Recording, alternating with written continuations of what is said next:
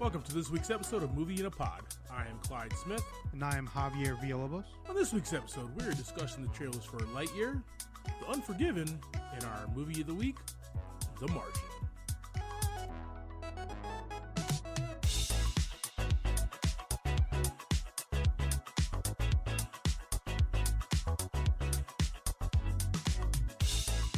Mr. Villalobos. Yes, sir. Another week, brother. What's going on, man? Talk to me. Oh, I just was just chilling. I was watching some Saved by the Bell, actually. Oh, wow. Let's go. The new one on Peacock. Oh, you're still rocking out with that Peacock channel. How's that going? I mean, I got it for a month, so from whatever date Halloween came out, like a month till that date. Nice. Anything else good on there? I mean, it's got a lot of different stuff. I haven't dove into it much. For some reason, I just was like, oh yeah, the new Saved by the Bell series is on there. I'm in episode 1. I watched about 20 minutes of it. It's giving me enough. I'm going to keep watching it.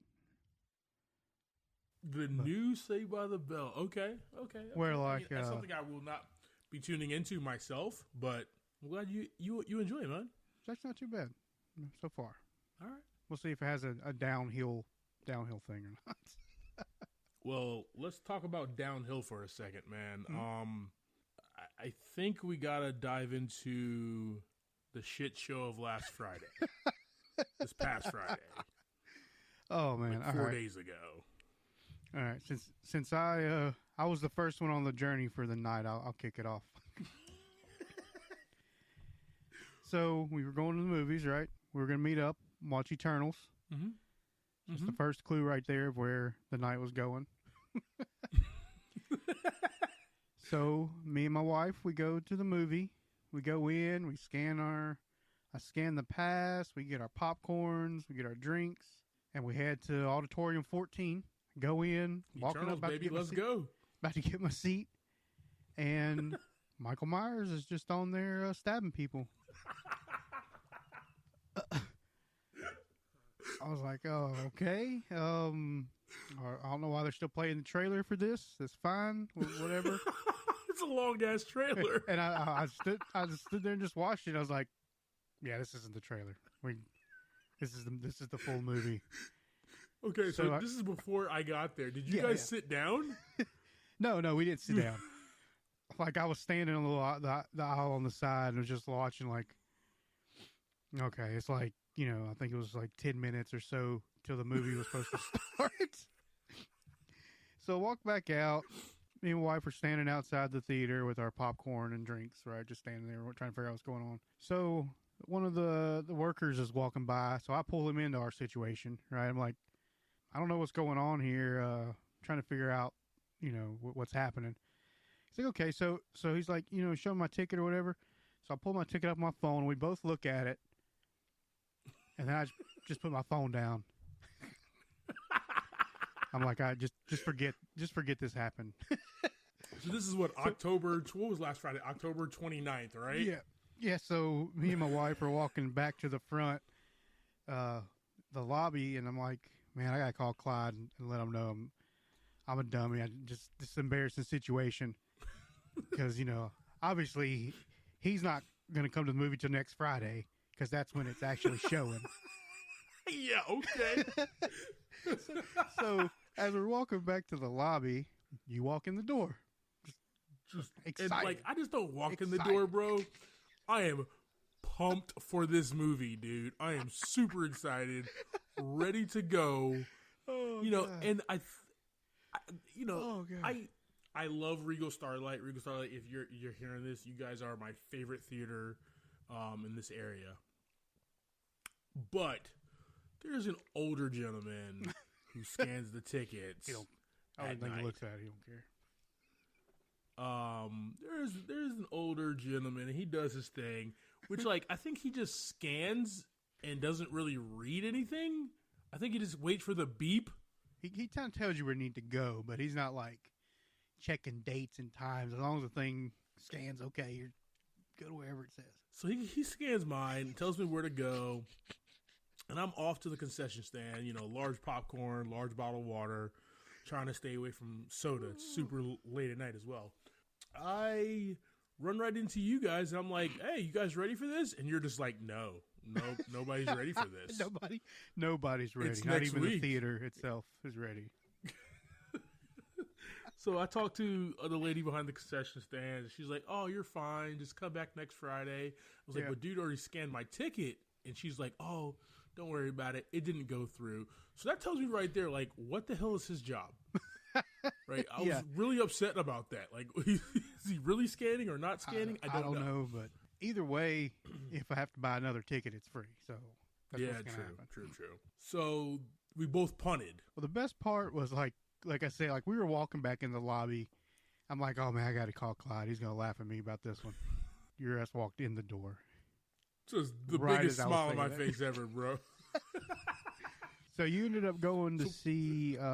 Yeah, so we both had to punt because obviously we both were not watching Eternals before November 5th. So, yeah, man, that new Edgar Wright movie, Last Night in Soho, I did want to talk about that for a few minutes. And Edgar Wright, one of my favorite directors, has a visual style like none other.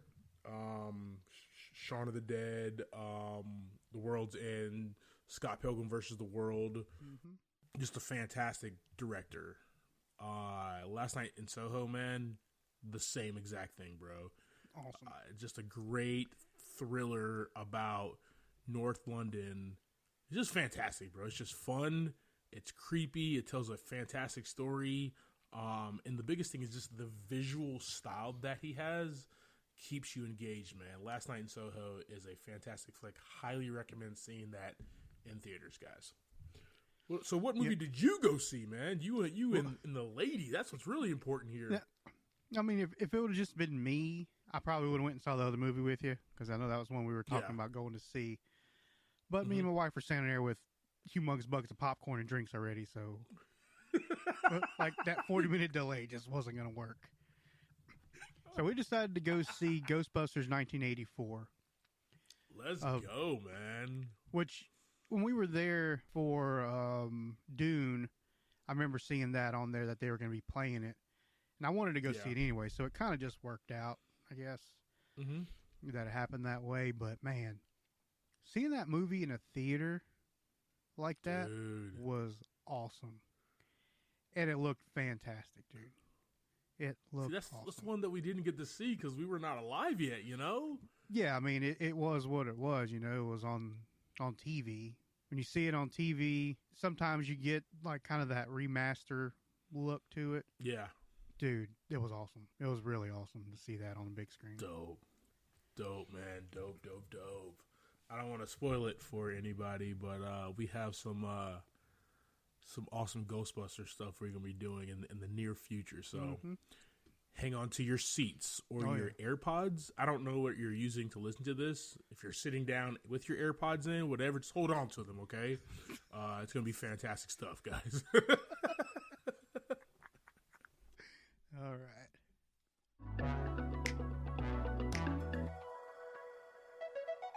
All right, man. So I sent us a few trailers to review this week. Let's talk about this. It's going to sound really weird, but sexy-ass Buzz Lightyear, man. Come on.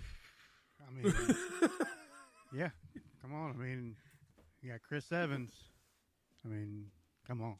The dreamboat. Even though it was just his voice. I mean, it's fine. Even though it was just his voice, man, he looked good as a Pixar cartoon. Yeah, just kind of slight research on it because I was just kind of curious as what it was about. And apparently it's about the story of the astronaut that inspired the toy. Yeah.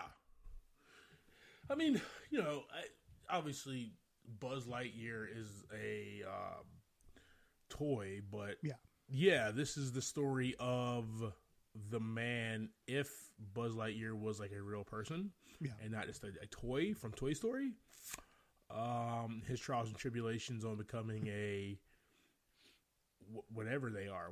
I don't even know what they are, but an astronaut, a space ranger, I think is what it is. There it is. That's what it is. Space Ranger. Boom. Yep. Got it. Guys, give us 3 hours. We'll figure it out. Okay. But yeah, his trials and tribulations of becoming a space ranger, man. It's I think it's Pixar just upping their game, taking properties that they already have and kind of doing one-off movies and stuff like that. This is really cool to start out with, man. Going back to Pixar's beginning and taking one of their most beloved characters. You know, there's talk that it's like, oh my God, why isn't it not Tim Allen voicing him and stuff like that? Because Tim Allen voices the toy. Exactly. Not the man, right? You don't have Kevin Conroy, who voiced Batman in the animated series, actually playing him in real life. So it's just you can't do both. You know what I mean? Yeah. You cannot do both there. But no, man, this looks fun. Yeah, I'm real curious to see the story that he speaks about so much in the movie actually come to life finally. He brags so much about being a space ranger and all that stuff in the Toy Story movies. This is going to be fun. Really, just a little light bulb that blinks, man. That's what it was. And it looks really awesome. I mean, Pixar's animation is just ridiculous in some of these movies. Top of their game, man. Top of their game, and it keeps getting better year after year, you know. Mm-hmm. So let's talk about this Sandy B movie, man, that I sent you. The Unforgiven. This is going to be another Netflix drop later on this year. I only got 2 months left. Yeah, but it's I think it was coming out on the Netflix. Is it this month that it was coming out? Something like that. This is a story of a woman who is in jail forever. When she finally gets out, she's just trying to get her life back together and also know her sister. It's not her daughter; it's her sister, right? Yeah. So actually releases December 10th on Netflix. Okay. Cool, man. What were your thoughts? It's going to be kind of interesting to see her in this role, I think, because she's not really playing like anything you would really think of her being.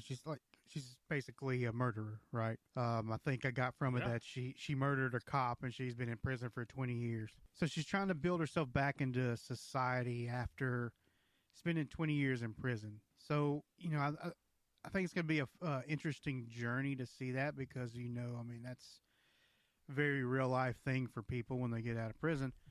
And it looks like she's going to use her sister to kind of ground everything for her.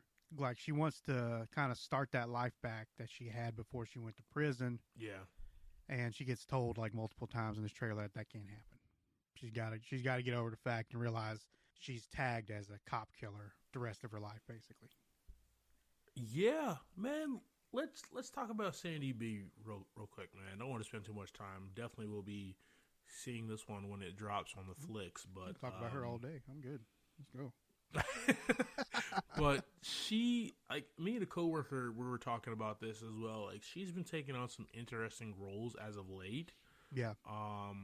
It's stuff that she's creating, that she's producing as well, and I'm all about it, bro. Like I love it when actors do things out of their wheelhouse. Yeah. She's good at the rom-coms. We know that. Oh yeah. She can do some action stuff. We know that as well. She can take a young Michael Orr under her wing and have him become an NFL great left tackle.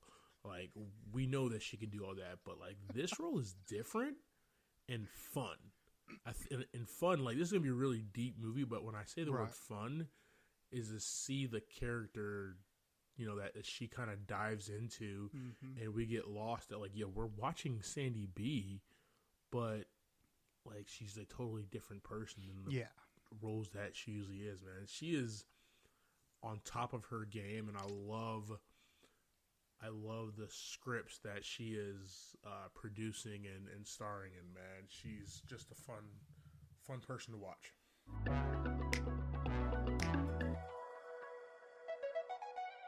All right, man. Let's go ahead and jump into this week's movie. You ready?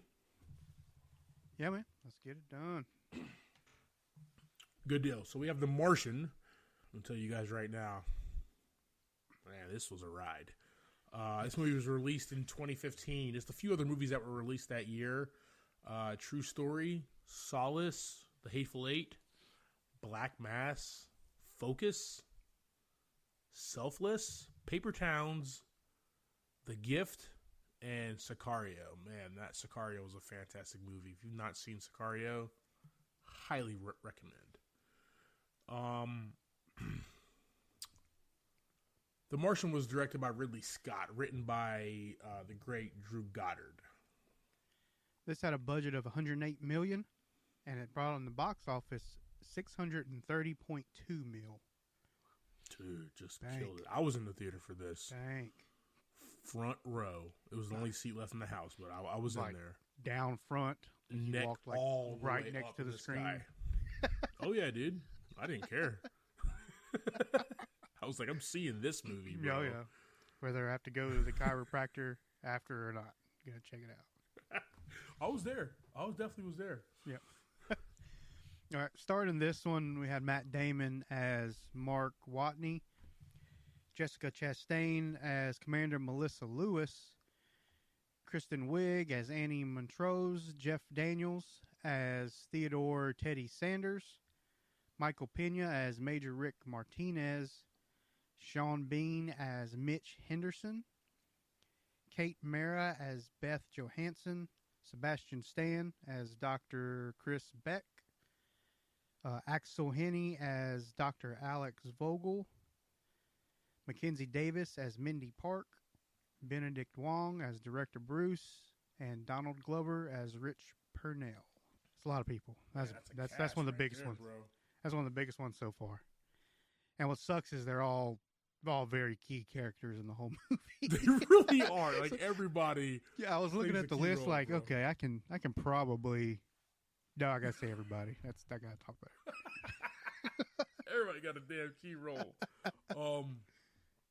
Wait till we do the Lord of the Rings, bro. That's gonna suck. Okay. That might have to be a two-parter like the movies. Yes, we're gonna have to do that, man. Go ahead and give us a quick synopsis so we can jump into this movie. All right. Catch my breath after all those stars. A man is left on the Red Planet after his team has to abort their mission during a severe dust storm. He's assumed dead after he was hit by some debris, but months later it's discovered that he's still alive and doing okay under the circumstances. So he proceeds with his mission and survives off a potato-based diet until he is rescued by his team. That's it. Let's wrap it up. All right, guys. All right, let's wrap it up. Thank you for listening to this episode of Movie the Pod, guys. That was it. No, man, let's go ahead and hop into this, man. Yeah. So we got this NASA crew, the Ares 3, and they're on Mars. You know, we catch them in the beginning, and they're doing.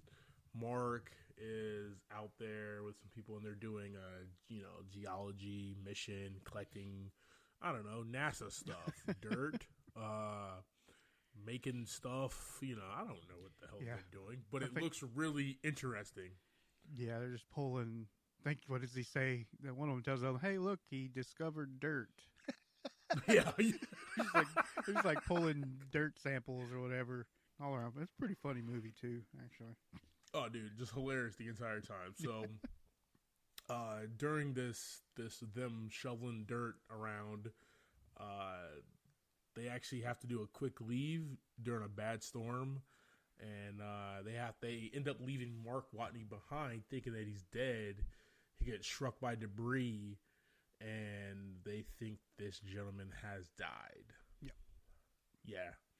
You know, after NASA tells the world that he died, we, the audience, we find that he is alive and trying to stay alive.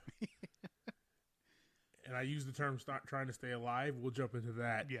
Definitely here in a little bit, man. But just with this plot, the movie does a fantastic job of painting three pictures, right?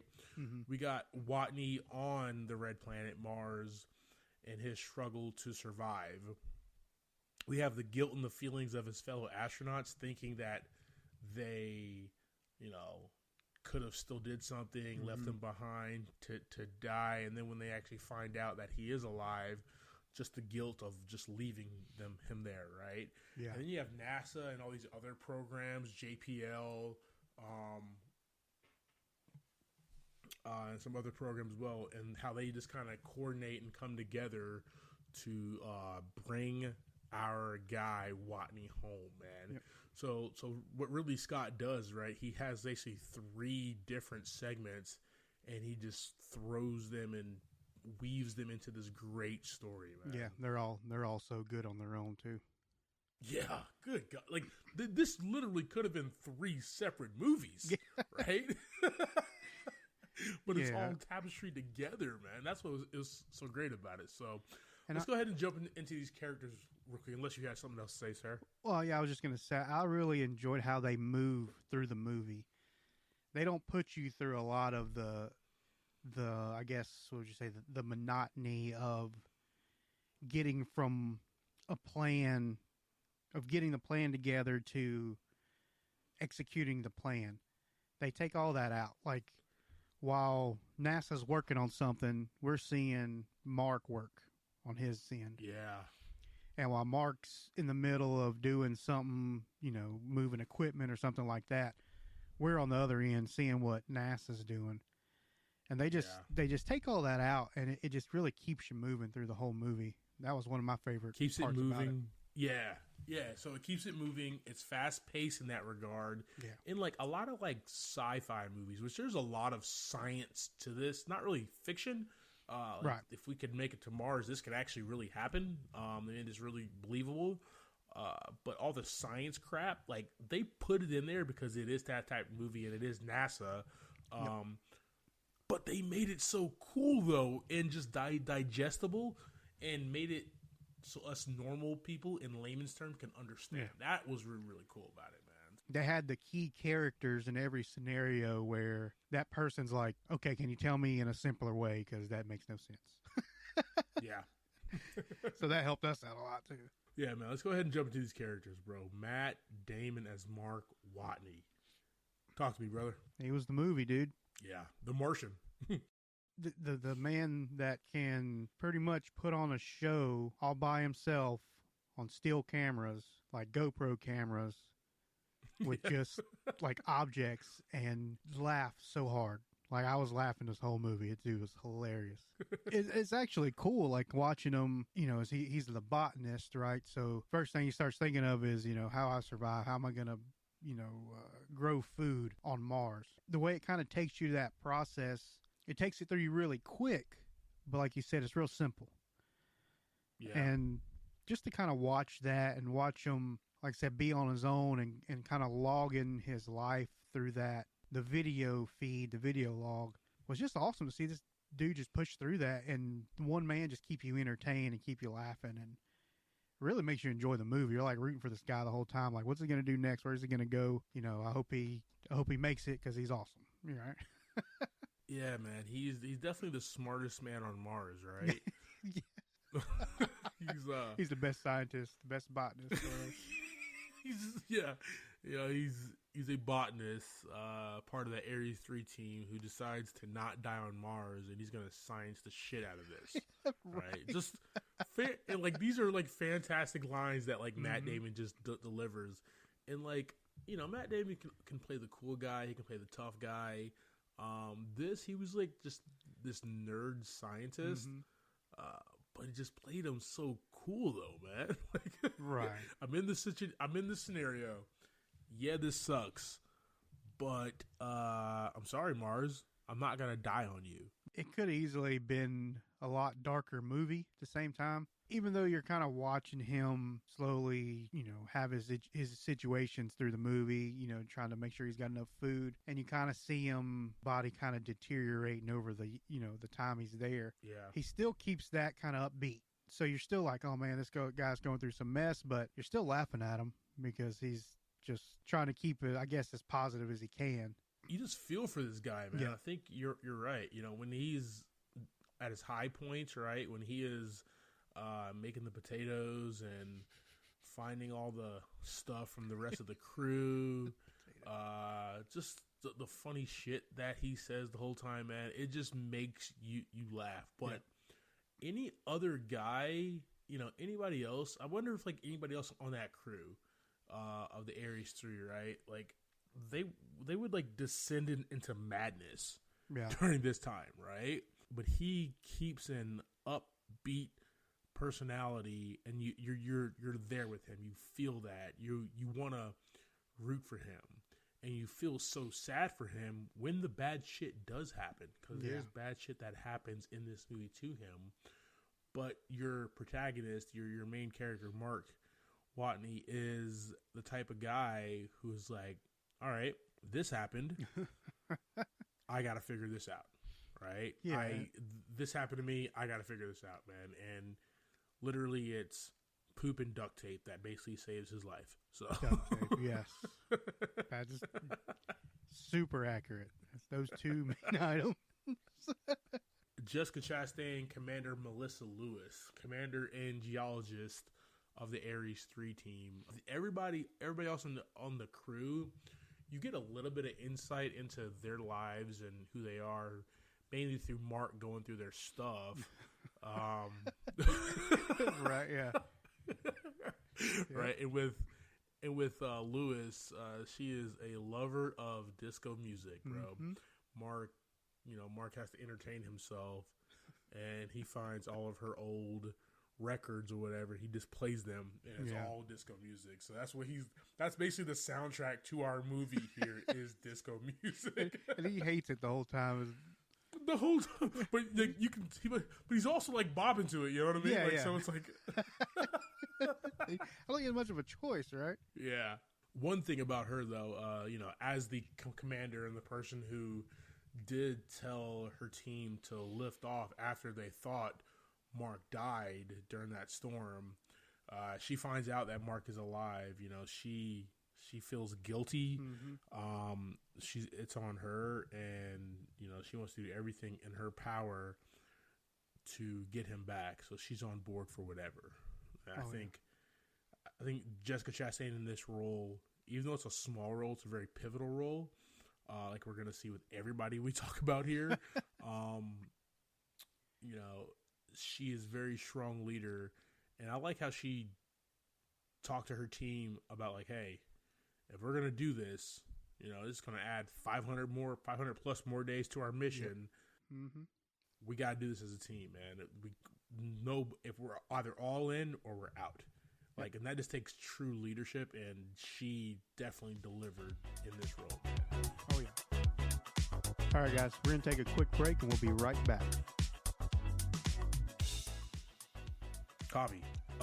Something that we never talk about are the amazing vehicles in these movies, man, that we watch. I mean, let's talk about our top faves, bro, for a second. Yeah, man. That Aston Martin DB5 from James Bond, acclaim, just fantastic. That 89 Batmobile. Tim Burton's Batmobile, Michael Keaton's Batmobile, just badass, iconic. I'm not a muscle car type of guy, but Eleanor, that 67 Mustang Shelby GT 500 from Gone in 60 Seconds. Whew. You got me there. Oh, that's a perfect car, man. And probably super iconic, more than any of those other ones, is that DeLorean time machine from Back to the Future. Yes. Like, that was a character itself, and just fantastic, brother. Just classic dope vehicles that helped out our protagonists get through their movie, man. What are some of your favorites? Of course, the DeLorean. 100% agree with that one. Oh, fantastic. Mine are a lot of muscle cars, man. 1977 Pontiac Trans Am from Smokey and the Bandit. Fire. Dom's 1970 Charger from the first Fast and the Furious. Interesting fact, I have a photo next to one of those cars that I took at Universal Studios when I was younger. Ooh, nice. 1958 Plymouth Fury from Christine. Ooh. And that Ferrari 250 GT from Ferris Bueller's Day Off. Dude, that one from Ferris Bueller's, man, is just fantastic. Yeah. Oh, yeah. What's your favorite? Well, it's going to definitely have to be Dom's Charger overall. Just American muscle. No matter where you go, these things make a statement. Yeah. What about you? Which one would you choose? It's that DB5, man. It's the ultimate spy car. Like, I love James Bond. I always wanted to be a spy. This car has pop-out gun barrels behind the front headlights, revolving license plate, a champagne cooler in the armrest, smoke screen, oil slick. This car just screams badassery, man. Like, I wouldn't use any of those things, but super cool. Let me ask you a question, though. Do you have to have a license to kill to drive it? You know what? You probably should. All right, team. So we want to hear about your favorite movie vehicles. You know the socials. Movie in a Pod on Facebook and at Movie in a Pod on Twitter and Instagram.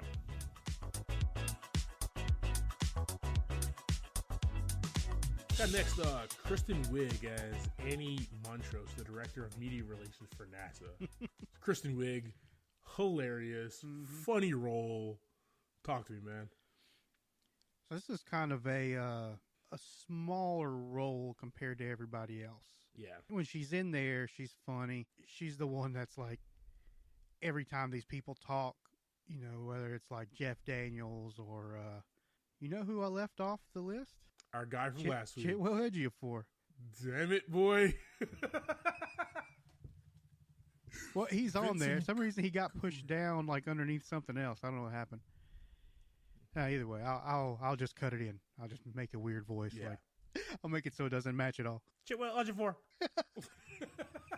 Completely different from the way I say it. You go put some respect on this guy's name one day, okay? Last week, you're like, I don't know who this guy is. This week, you're like, I'm just going to leave him. He's a main character. I'm going to leave him out of the damn movie. I have really disrespected him 2 episodes in a row, so I apologize. Mr. Ejiofor. There you go. So, back to Kristen. She's the one who has to deal with these people when they talk. So, she's she's there. She talks a little bit, but as these, more of the head of the departments are speaking, pretty much after every time they talk, she's like, well, that wasn't good, right? Or you can't say that, even though it's already been said. Yeah. But she's just kind of there. She's kind of a little bit of a comic relief in a lot of the more tense conversations that everybody's having. Yeah, she was definitely like fun to watch in this role. Like you said, because it was a bunch of space mumbo jumbo science stuff. And, as the director of media relations, she's the one who has to regurgitate this stuff to CNN, to Fox, to ABC, to all these media outlets and stuff. So she's like, yeah, that's not going to work for me, boys. Okay. Like, okay, let's, and like very pivotal role again, because it gives us, the audience who are not space cadets, right? We're not Buzz Lightyear. We don't understand this stuff. We're not space rangers, to understand exactly what's going on. And because she's in the room and she asks for them to dumb it down, we understand. And we're like, oh, okay, that makes sense. So, very cool role, man. Jeff Daniels, Teddy Sanders, the admin administrator for NASA. This guy has the weight of the world on his shoulders after Mark Watney is presumed dead.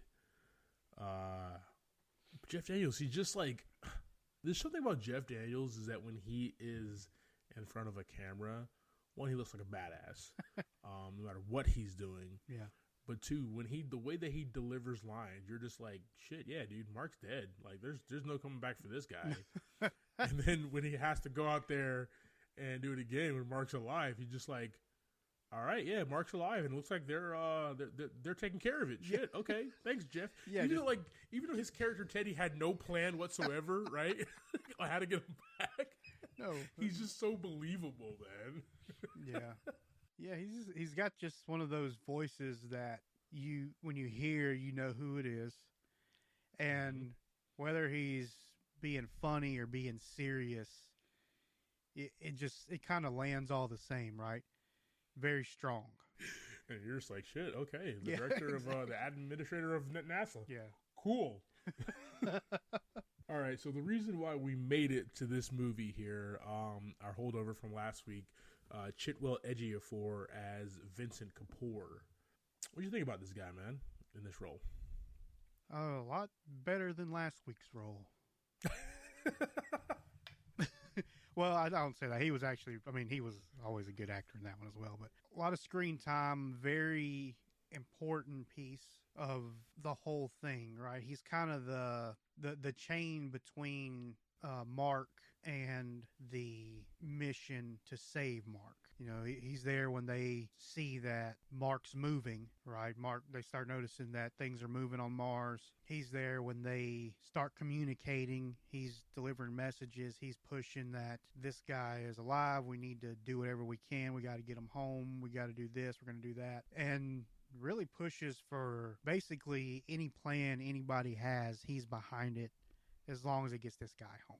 Yeah, man. His central focus is to make sure Mark is mentally, physically okay, healthy,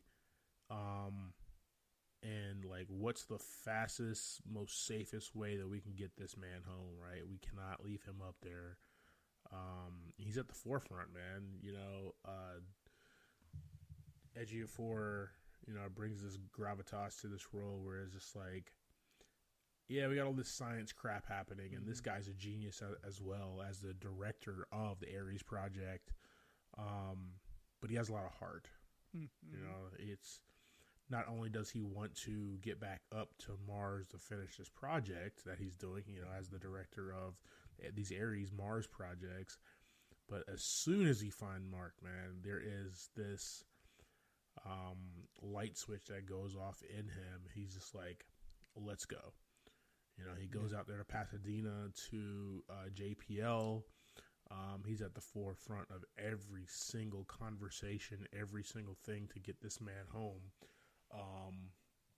Even the Rich Purnell, whatever his thing was, man, which was cool that we'll talk about just a few moments here. But even that move, you know, Vincent was just there for all that, man. He was just kind of connected every little piece together to get this man home, and that was really cool to watch, man. So we have a lot of Michael Pena is a Major Rick Martinez. He's the pilot for the Ares 3 mission.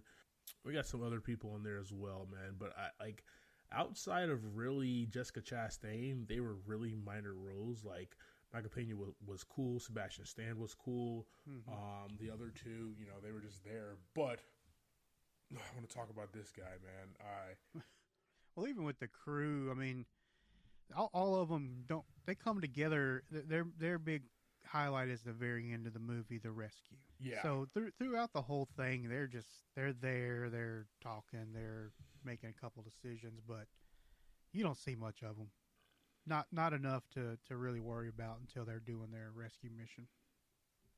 You know, and it's great that you bring that up because the person I want to talk about, Sean Bean, who is the Hermes flight director, and Hermes is the name of the ship that the crew is on coming home. He's basically the voice for them.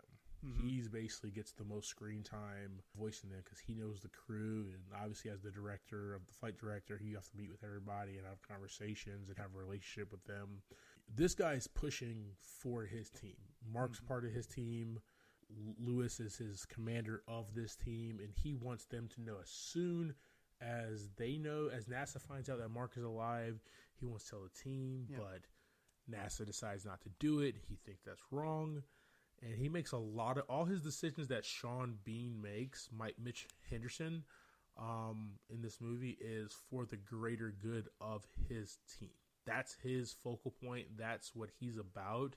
And he inevitably gets fired because he tells his team to do something and to go get Mark, but basically gives the idea, plants the idea to go get Mark. Yep.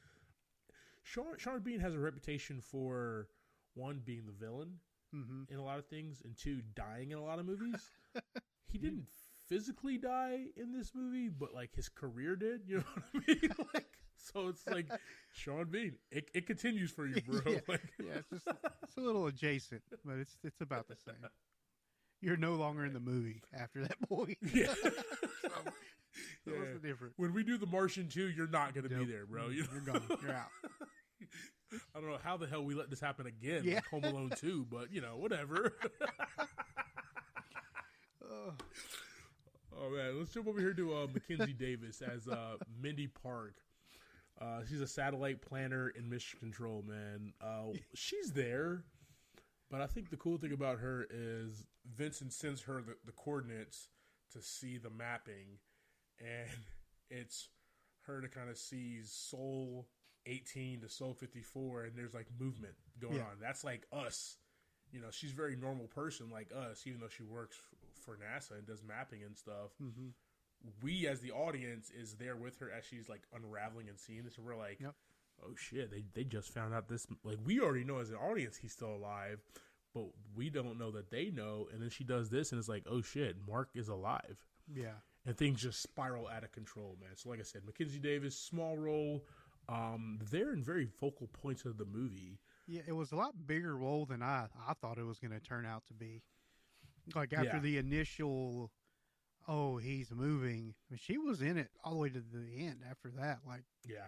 Like, she went from just watching this map to, you have complete control over where this satellite goes. I take that back. When I said you're right, he did. Teddy did give her that. Like, she was like the point person to basically watch Mark and all of his movements from the satellites. Yeah, she was keeping track of how far he was traveling. His I guess his habits, because she was watching him. She's like, he goes this far, then comes back. Goes this far, then goes back. So it was a bigger role than I expected. It turned out, I thought she was just going to be there for the girl sitting at the computer and says, "Hey, something's going on." Yeah. But no, she ended up doing a lot, man. All right, what about our boy Benedict Wong as Bruce, director of JPL, Jet Propulsion Laboratory, man. This dude looks like, it looks like Benedict Wong like prepared for this role for not sleeping for like 7 years. Okay, he just looks tired the entire movie. Dude. Yeah.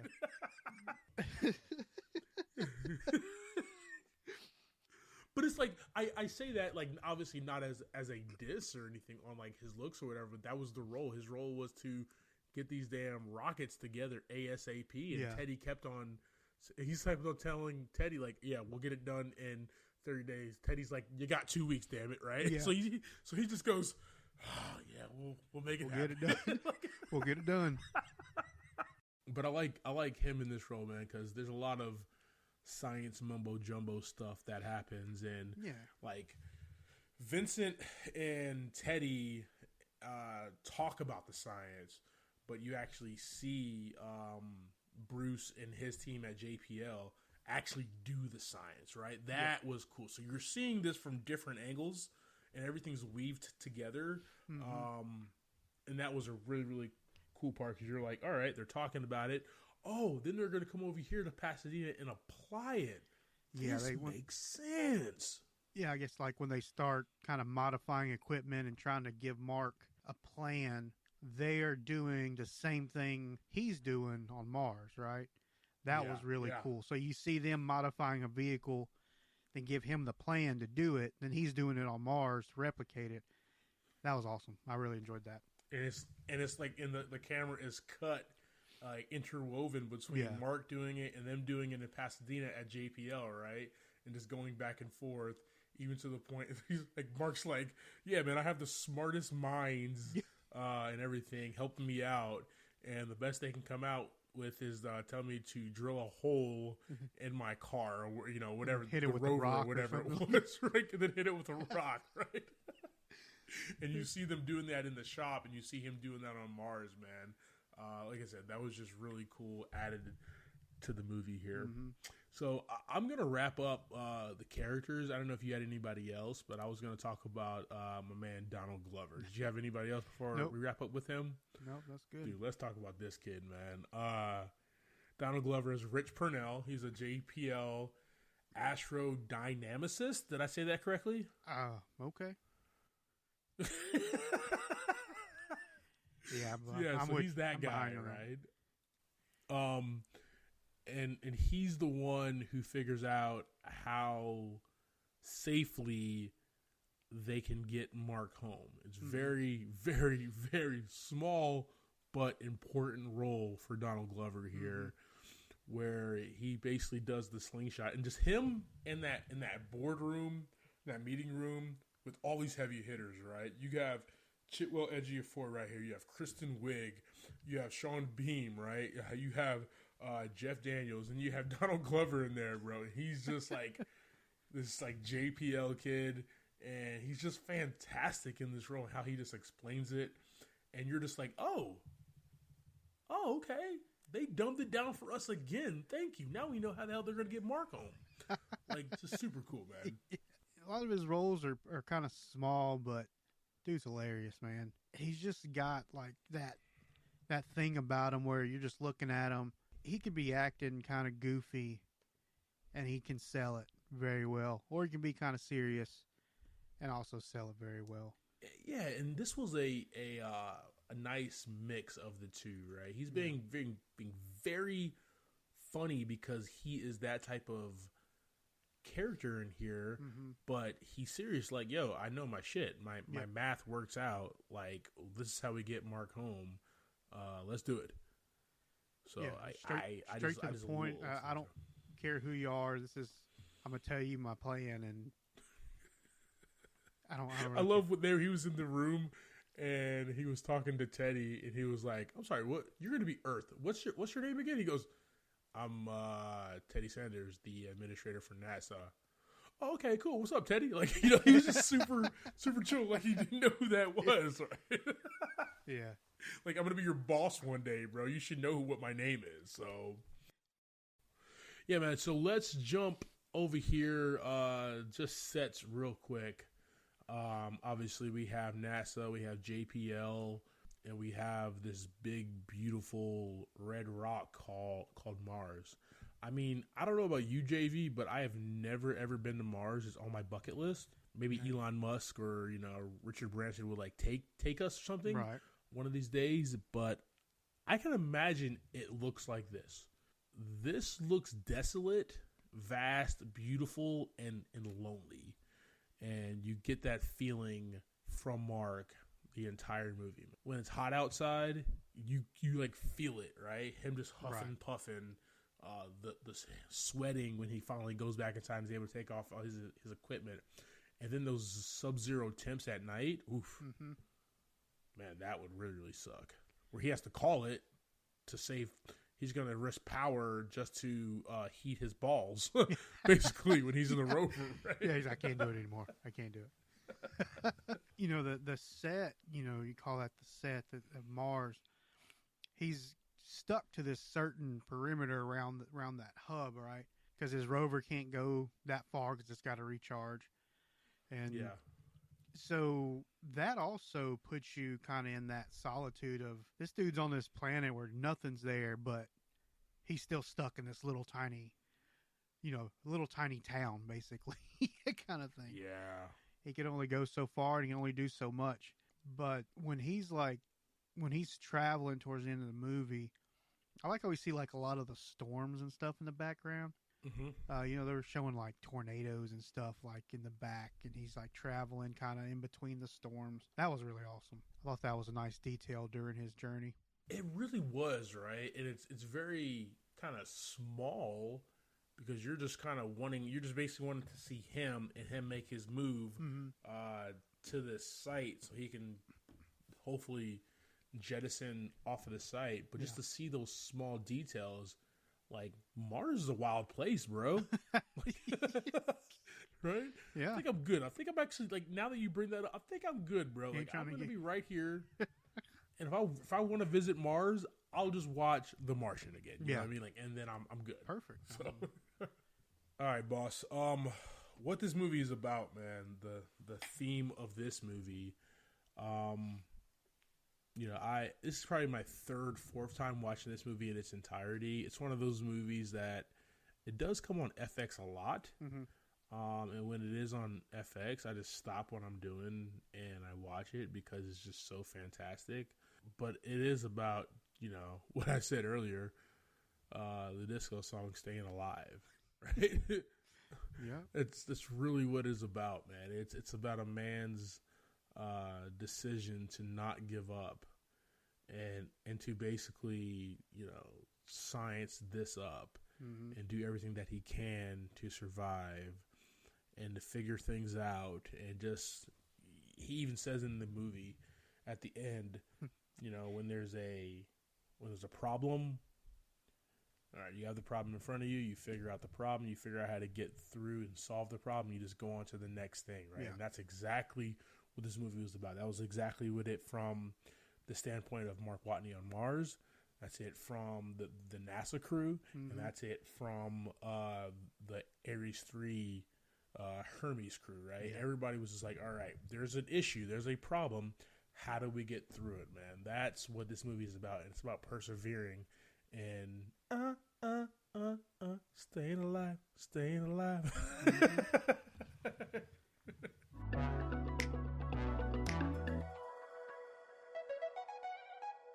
All right, JV, so that is our conversation about The Martian. Talk to me, man. What are your thoughts and ratings on this bad boy? We talked about if I had ever seen it before the last pod, and I think I saw part of it. I never watched this movie in its entirety. Yeah. But man, great movie. Yeah. Really, really good movie, man. I was in it from start to finish. I was laughing. My wife was asking what's so funny. I'm like, this guy's in space. He's, growing potatoes with poop. And he's hilarious, even when he's doing that. I'm going to give this one a 5 out of 5, man. I'm definitely putting this one on the repeat for a few times. It was great. It was great. Yeah, man. Yeah, I love it. And just him, repeating myself again, that just him working that solo video log, when he was doing that, I think was one of the best parts of the movie. Because he's just standing there and just interacting, talking to himself pretty much, and joking to himself. Fantastic. What about you? I like the video logs, man. The video logs is like, it almost acts as his Wilson, right? I was listening to a podcast earlier with Tom Hanks, actually. They were talking about Castaway and the idea for Wilson and stuff, but the video podcast, excuse me, the GoPros and everything are basically his Wilson and his way to talk and get things off his chest and to alleviate some of those internal struggles that he does have. I think it's kind of a way for him to feel like he's progressing too, right? Yeah. Kind of that, okay, I gotta keep documenting all this stuff. So I gotta keep doing more. I gotta keep on going. And every day I'm talking about it just kind of keeps him hyped up for the next day. What am I doing tomorrow? Kind of thing. Yeah. And I love Ridley Scott. I love Drew Goddard, man. And this cast is just one of the best put together cast for this movie, because like you said earlier, everybody is like very important, pivotal and integral to get to the end of this movie. Everybody in this movie has a specific role that they do, and honestly, you can't leave anybody off the list of the cast in this movie. And we get to the conclusion, right? So it's like a very beautifully put together cast of characters, and the actors that played these characters were just fantastic, man. Yeah, dude, I'm right there with you. This gets 5 buckets of popcorn. I love this when I saw it in theaters back in 2015, even though my neck was messed up and I had to go to the chiropractor for a few weeks. But I've loved it ever since, man. It's one of those persevering. I'm a sucker for movies that pits the main character in this weird scenario like Castaway, and seeing them just get through it, man, and use their wits. Close to the same lines. Oh yeah, it's Castaway in space. You know what I mean? It's Castaway on Mars. So except Matt Damon was not ever expecting anybody for years. Yeah, he was just like, okay, I got like 4 years to hang out here on Mars. Yeah, it was just wild and fun. Yeah, this movie, I actually bought it on Apple TV I'm probably gonna watch it again sometime this week, man. It's just that damn good. So Definitely. it's just that damn good. Definitely. Top notch writing from Drew Goddard, man. 5 buckets. Thank you for subscribing to this week's episode talking through The Martian. Next week, we will be discussing Ghostbusters 2016. And that's streaming on Amazon Prime. I am Clyde Smith. You can find me on Twitter and Instagram as I am Clyde D. Smith. I am Javier Villalobos. You can find me on Twitter and Instagram at Mr. J8200. Thanks, guys. Appreciate it.